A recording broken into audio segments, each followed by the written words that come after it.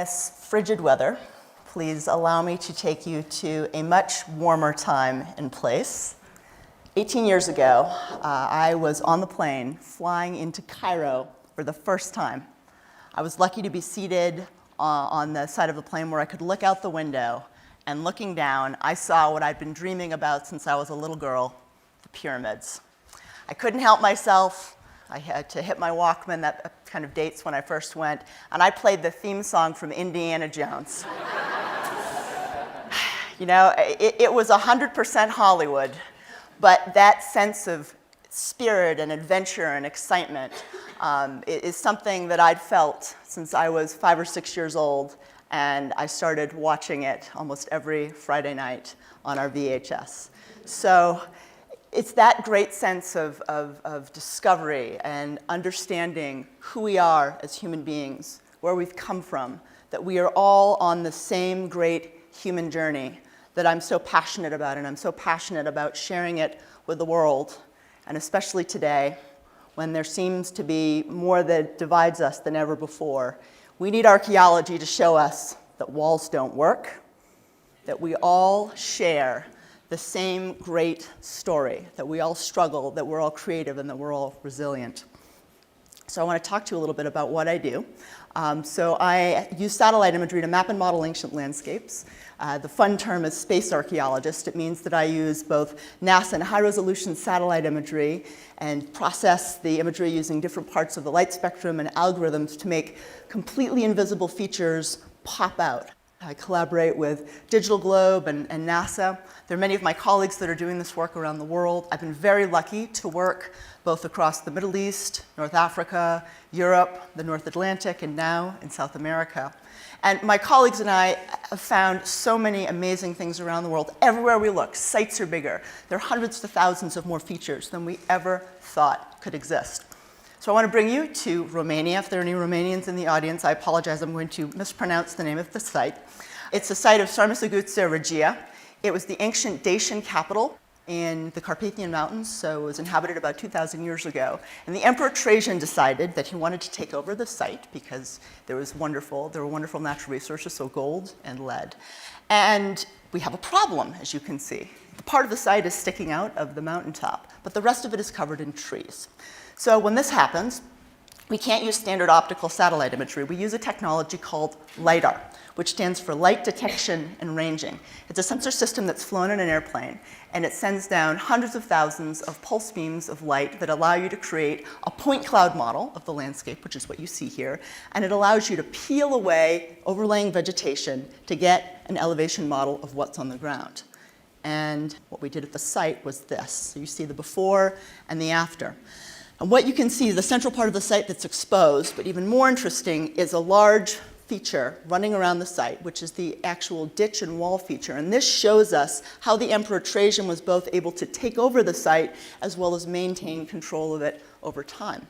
Now, if we can find this site looking in one place in the world, can you imagine what's left to find that's going to help tell the story of us and who we are and where we've come from?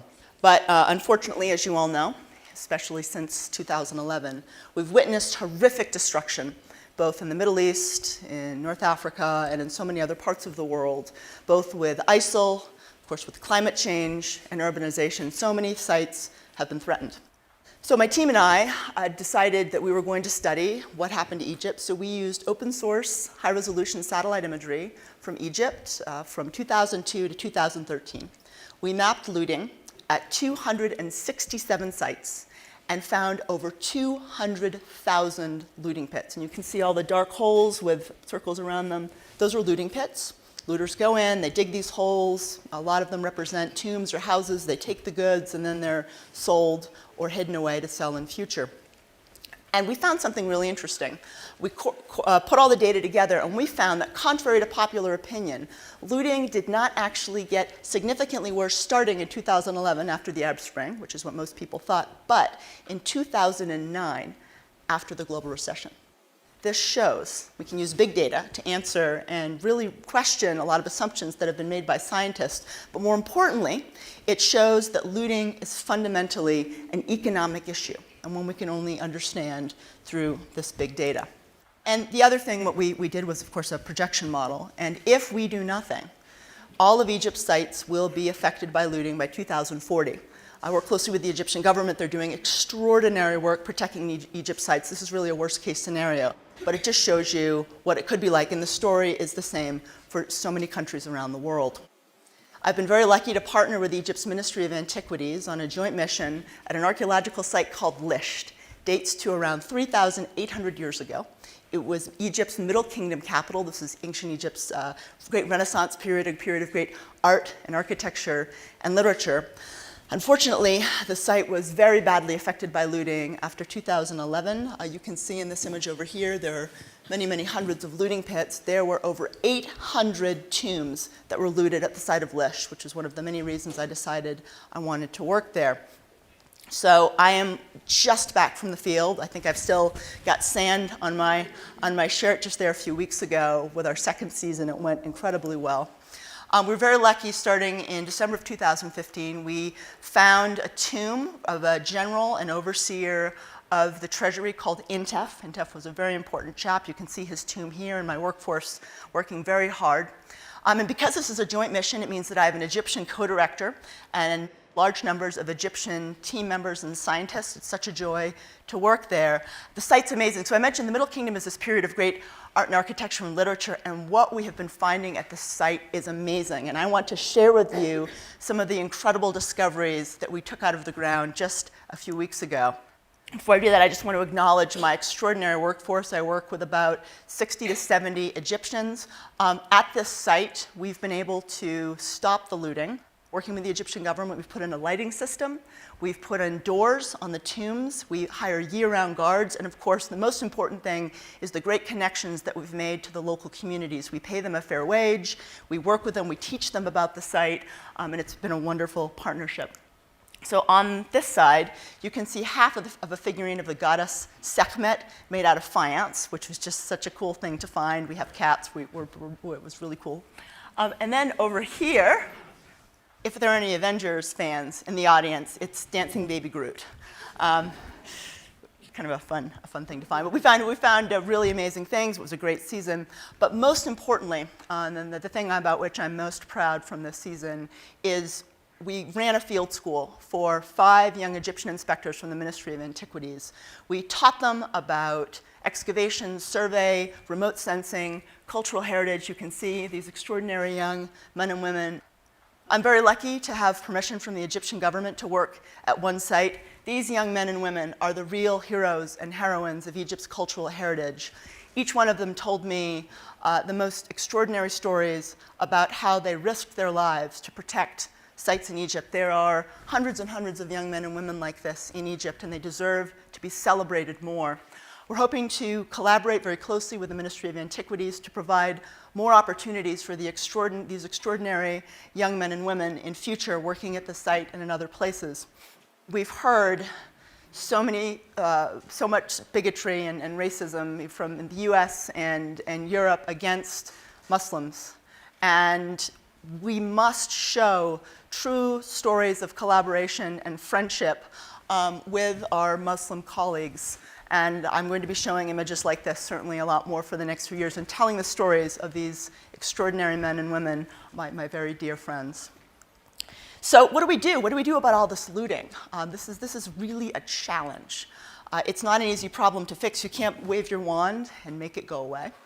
We have to look beyond economic reasons. We have to connect local communities to archaeological sites. And ultimately, we have to think about this in terms of a 3-pronged approach. We have to work with local communities. We have to provide them with economic opportunities. We have to have new international laws to cut off the illegal importation of antiquities all over the country. We need to think more creatively about potential solutions. And we have to play a long game. This isn't something that we're going to fix next week or next year or in 5 years. We have to think about how we can influence future generations so that we never see groups of people blowing up temples and tombs again. I've unfortunately had many chances to walk around these tombs that have been freshly looted, human bone crunching on the ground. Many of these tombs have been intact. The material from these tombs can often be sold in international art markets for hundreds of thousands to millions of dollars. We don't have a real sense of the amount that's been taken. It's hard to assess a value to it. This is really one of the reasons why I made my wish at TED last year to create a global army of citizen scientists to help us discover and protect archaeological sites around the world. I'm very excited to announce, this is Global Explorer, we're going to be launching the site on January 30th, so in 2 weeks. So please go to globalexplorer.org to sign up, get your kids and grandkids and friends and family involved.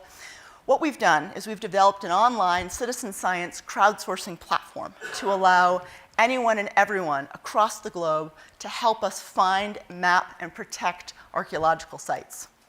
I'm very excited to say that we're starting in Peru. We're working very closely with the Peruvian Ministries of Culture and Tourism. I've gotten to go down a few times and meet with folks there. It's extraordinary. Of course, we all know about Machu Picchu, but the culture of Peru is so rich. We have the Chimu, we have the Moche, we have the Inca, and so many other extraordinary ancient cultures. The Peruvian government also has done amazing work with a drone mapping program. They're very open to technology. So what you see here is the platform itself. We want to make it fun, easy, and we want to get people involved right away with jumping into exploring. Of course, we're launching this in Spanish as well as in English. You can see there's a countdown clock on the bottom. We want to make this feel like an expedition. You only have a certain number of days to participate. And what we're most excited about, I think, is that we're gamifying the platform. In other words, as people go on and they start to use the platform, they're going to get rich rewards, so you'll actually level up. You'll proceed from mapping looting to mapping encroachment to mapping new sites, and you'll get to learn more about Peru's rich history. We also want this to be incredibly transparent, so you'll see the number of people that are involved. You'll see how many sites have been explored. Here, the Women of Pachacamac, we're partnering with the Sustainable Preservation Initiative on the ground in Peru to connect with local communities. I should say this project is being done in partnership with TED, National Geographic, and Digital Globe. They're all helping to provide development as well as content for the platform. Here's what it will look like. Now, one of the questions I most often ask is, aren't you afraid people are going to get on your platform, find something, and then go loot it? Fair question, except there's no GPS information, and you can't see where you are on a map.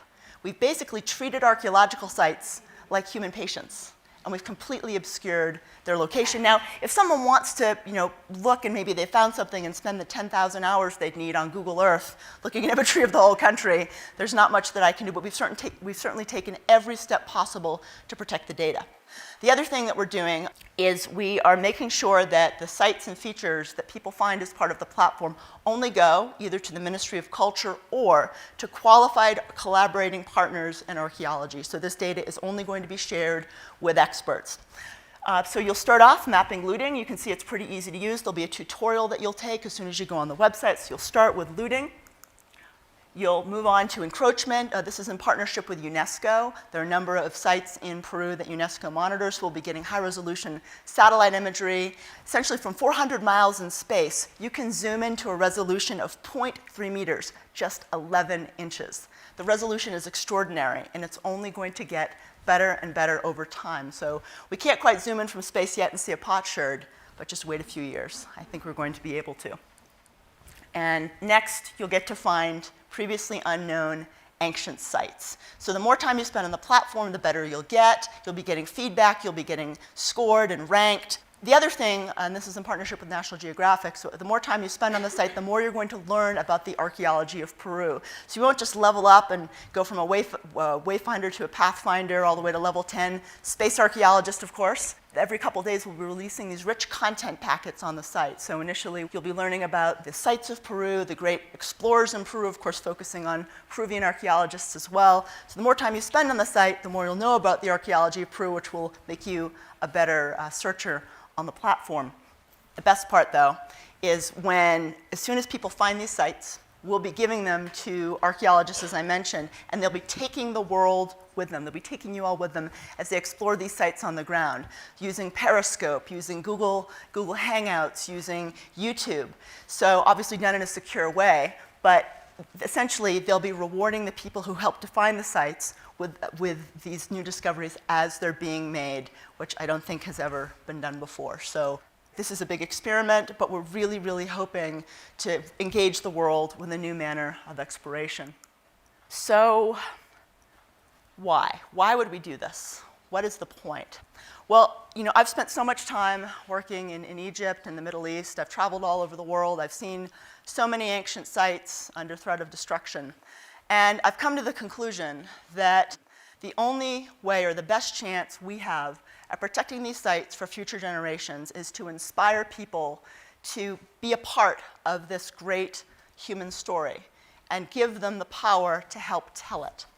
So if you've got kids and they get to help discover sites, they'll remember that for the rest of their lives, no matter what they end up doing. And as a result, they'll always be champions of cultural heritage.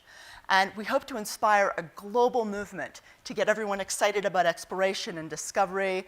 Peru, by the way, is just our first country. We're hoping to launch Country 2 later this year. Country 2 is going to be an app, and who knows where we're going to go after that. So if we can map a whole country in a few months, a couple countries in a year, with more and more data, with more and more people using the platform, how long will it be before we can map all the archaeological sites in the world? I mentioned Indiana Jones when I started about a year ago. I had the chance to thank someone very special for inspiring me at age 5, 6.